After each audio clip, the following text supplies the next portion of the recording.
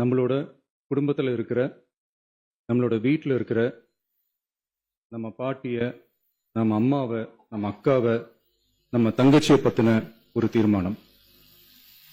அதை பற்றி பேசுறதுக்கு, அவங்களுக்காக பேசுறதுக்கு நம்ம மனசுல இருந்து, நம்ம இதயத்துல இருந்து பேசுறேன். இதுக்கு முன்னாடி இந்த விஜய்க்கு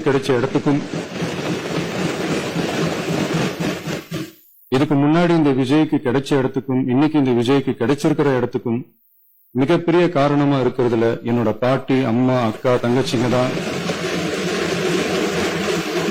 மிகப்பெரிய காரணம்ங்கிறத என்னால மறுக்கவே முடியாது.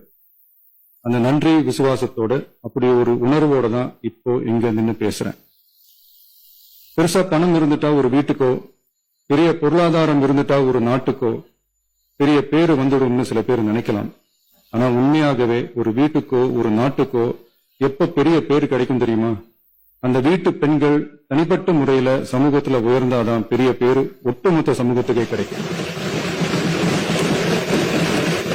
நம்ம தமிழ்நாட்டு மண்ணில் சங்க காலத்துல இருந்த அன்னைக்கும் சரி இன்னைக்கும் சரி மிகப்பெரிய அடையாளமா இருக்கிற பெண் ஆளுமைகள் நிறைய பேர் இருக்காங்க.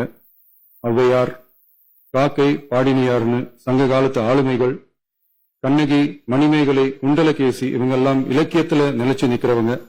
ஆண்டாள், காரைக்கால் அம்மையார் இவங்கெல்லாம் ஆன்மீகத்திலையும் இலக்கியத்திலையும் உயர்ந்த இடத்துல இருக்கிறவங்க.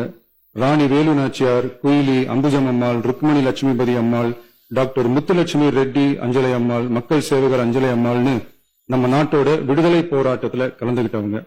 நம்ம தமிழ்நாட்டு பெண் ஆளுமைகள் நிறைய பேர் இருக்காங்க. சுதந்திர போராட்டத்தில இருந்து சமூக நீதி போராட்டம் வரைக்கும் கலந்துகிட்டவங்க தான் நம்ம தமிழ்நாட்டு பெண்கள். அது மட்டுமா, கல்வி, அறிவியல், அரசியல், நீதி, நிர்வாகம், தொழில்நுட்பம்னு எல்லா டிபார்ட்மெண்ட்லயும் இன்னைக்கு நம்ம தமிழ்நாட்டு பெண்களோட பங்களிப்பு பெருசா இருக்குன்றத யாரும் மறுக்கவே முடியாது.